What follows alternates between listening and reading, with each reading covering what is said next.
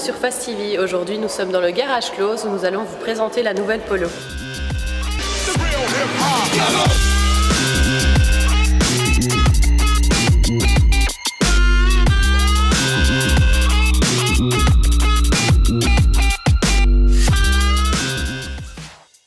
Lors des journées portes ouvertes dédiées au lancement de la nouvelle VOE Polo, le Garage Close à Beaumal nous accueillait afin de nous présenter toutes les générations de Polo réunies pour l'occasion. Les 3 premières de la Type 86 en version RX et 1F, en passant par la Type 86C GT, suivie de cette magnifique Polo style 2F. Mais surtout, nous allons à la découverte de la nouvelle VOE Polo que nous allons vous présenter plus tard dans l'émission. Pour nous parler des Type 86, nous accueillons Geoffroy de Type 86.be au micro de Marina.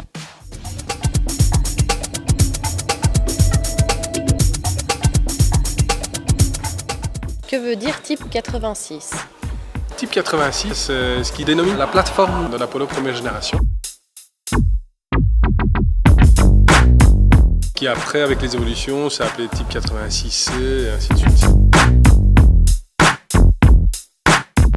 Quels sont leurs points forts et leurs points faibles ?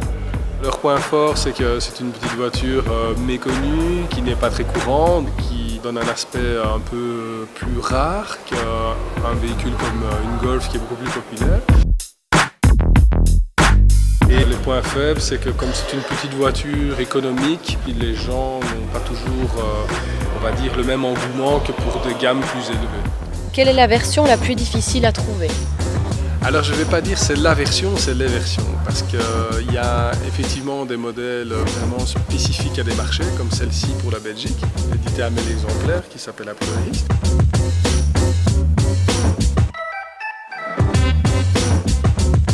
Il y a aussi des modèles de la même année produits en Allemagne, qui sont les séries spéciales Jeans, qui elles ont été éditées à 9000 exemplaires dans plusieurs coloris, mais qui sont réservés au marché allemand. Après, il y a des modèles plus rares, comme moi j'ai importé d'Angleterre, on compte tout à droite.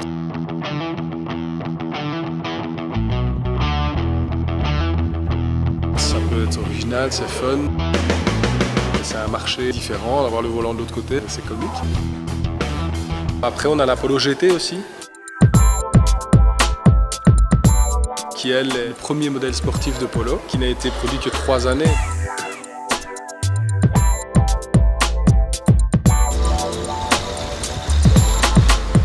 Est-ce qu'il y aurait peut-être une version rêvée si on mixait toutes les Polos ? Qu'est-ce que ça donnerait ? La version rêvée, effectivement, ce serait une version déjà en excellent état, une série très limitée, des couleurs très peu courantes. Après, on peut imaginer ce qu'on veut, mais soit on en fait une à sa mode ou on recherche un modèle très spécifique comme la RX ou la Jeans. Depuis l'Audi 50, la Polo a-t-elle évolué ? Oui, bien sûr, cette génération depuis et en 4 décennies. Après les types 86C, c'est en 1995 que la Polo 3 fait son apparition, la 6N. Elle était disponible en 2 versions. Une avait les pare-chocs composés de 2 parties étroites, partie haute en plastique et partie basse en métal, et la version supérieure avait des pare-chocs en une seule partie. La 6N restylée devient la 6N 2. Sur le plan esthétique, elle dispose de nouveaux pare-chocs et de nouveaux phares. La finition intérieure, quant à elle, est inspirée de celui de la Lupo. Nous continuons notre ligne du temps avec la Polo 9N de 2001. Elle partage sa plateforme avec la Skoda Fabia et la Seat Ibiza.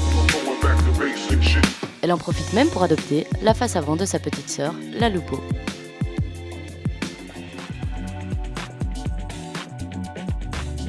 Ensuite vient la Polo type 9N3 de 2005.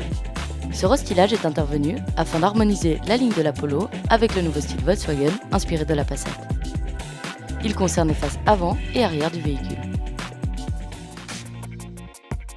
Cette 5e génération repose sur la plateforme PQ25 qu'elle partage avec la Seat Ibiza 4 et l'Audi A1.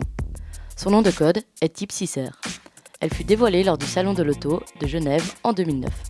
Elle a été élue voiture européenne et mondiale de l'année 2010. Ce n'est plus du tout une petite voiture urbaine, très dépouillée en options et avec le confort très minimaliste. Donc moi ce que je vous propose, c'est qu'on aille découvrir la nouvelle.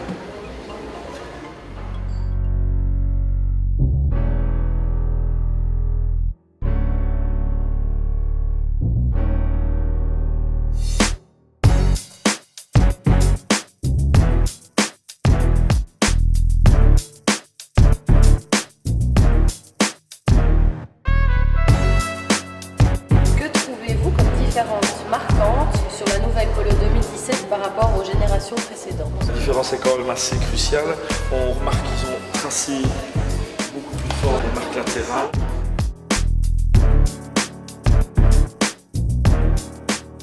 Le véhicule est un peu plus arrondi que l'ancienne.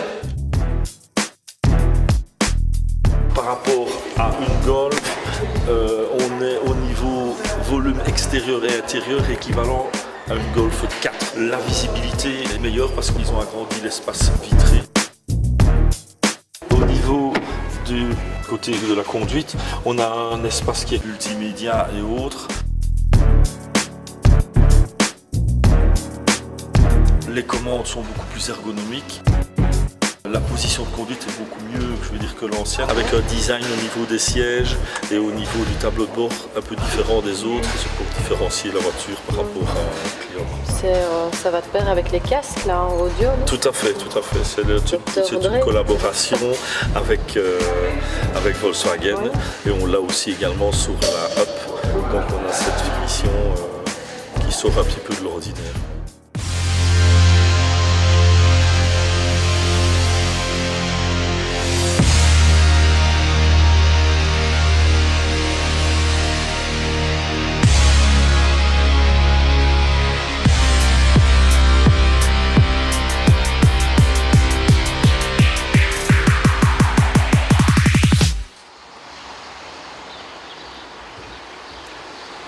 Alors Marina, prêt pour un essai de la nouvelle Polo? C'est parti!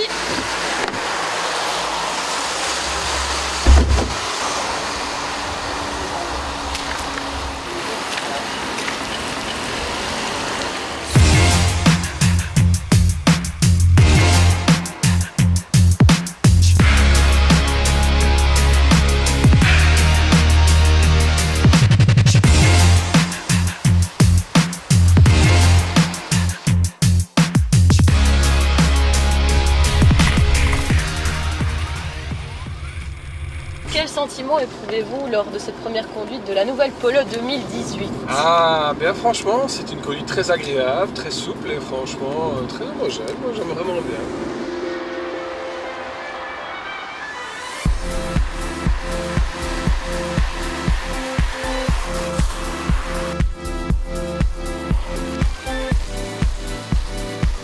À qui conseillez-vous ce modèle?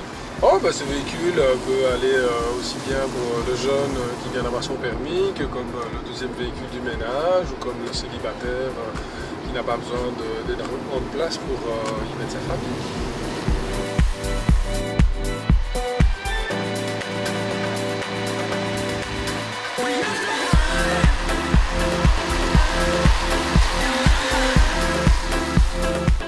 Vos impressions sur la conduite? Ah, c'est une voiture qui a quand même pas mal de reprises. Et non, franchement, pour une petite motorisation, c'est vraiment très surprenant. C'est vraiment très homogène dans la conduite. C'est vraiment sympa.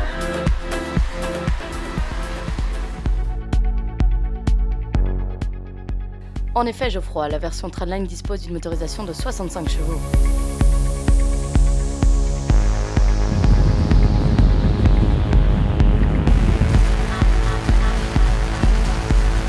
Le choc des générations, le percevez-vous? Oui, le choc des générations il est vraiment très évident ici. Hein. On parle de la voiture connectée, alors que quand la Polo est sortie il y a 40 ans, on parlait plus d'un véhicule pratique pour rouler en ville et se stationner facilement. On est tout à fait à l'opposé actuellement avec un confort accru et des options impensables à l'époque. La nouvelle Polo dispose d'un large volume de coffre en plus des nombreuses options disponibles.